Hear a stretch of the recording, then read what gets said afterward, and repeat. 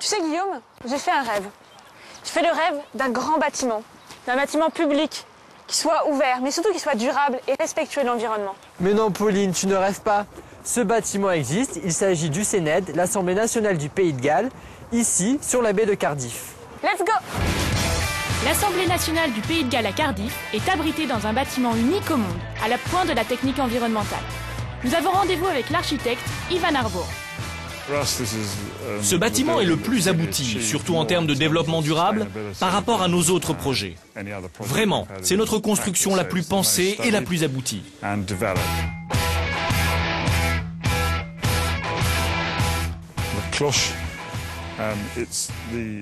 La cloche, c'est le plafond de l'hémicycle, autrement dit de la chambre des débats.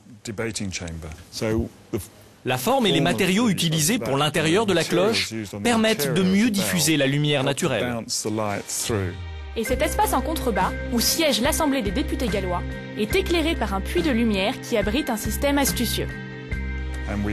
Et nous avons un miroir en forme de cône, sur lequel la lumière du jour se réfléchit et devient diffuse grâce à la forme de la cloche. Le miroir peut également permettre de maintenir l'hémicycle dans la pénombre. Ainsi, si nous voulons baisser la lumière, il suffit de baisser le miroir.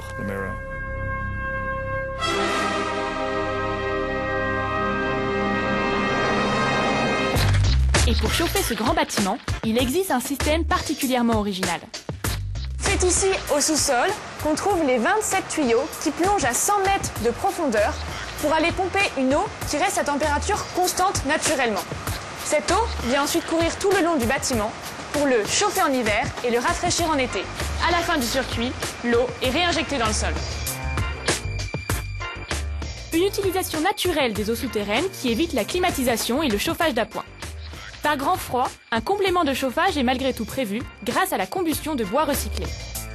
Nous sommes ici dans la chaufferie. Et en hiver, chaque semaine, ce sont jusqu'à 5 tonnes de granulés qui sont aspirés par ce tube pour chauffer le bâtiment. Même l'eau de pluie est récupérée pour alimenter les sanitaires en eau courante et assurer l'entretien du lieu. Pour moi, la plus grande économie d'énergie du bâtiment, c'est celle liée à l'eau de pluie. J'adore l'idée que toute cette pluie que nous avons au Pays de Galles puisse être collectée. Ce sont dans ces citernes que sont récoltées les eaux de pluie. Les citernes ont une capacité de 100 000 litres d'eau. Et bah tu vois, ça veut dire que là, on voit à peu près le volume d'eau consommé par an par 2 Français. Considérant que ce bâtiment a quasiment valeur de prototype, le coût des travaux revient à 10 000 livres le mètre carré. Cher? Pas vraiment, puisque tous les matériaux utilisés, ardoise, bois, mobilier, viennent de la région et que les économies d'énergie sont de l'ordre de 50%.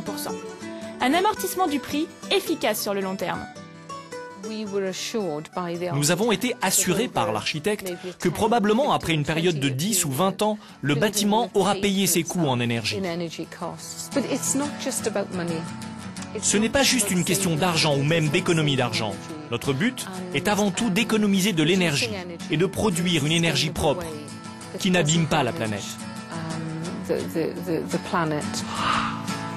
Mais écoute, je pense que la leçon à tirer de cette visite, c'est que, d'une part, les hommes politiques peuvent montrer l'exemple, et puis aussi qu'il n'y a pas que les constructions de maisons individuelles qui peuvent être écologiques, ça peut aussi concerner des bâtiments qui sont très grands. Cette initiative de Pauline et Guillaume sera-t-elle retenue dans le panorama final ?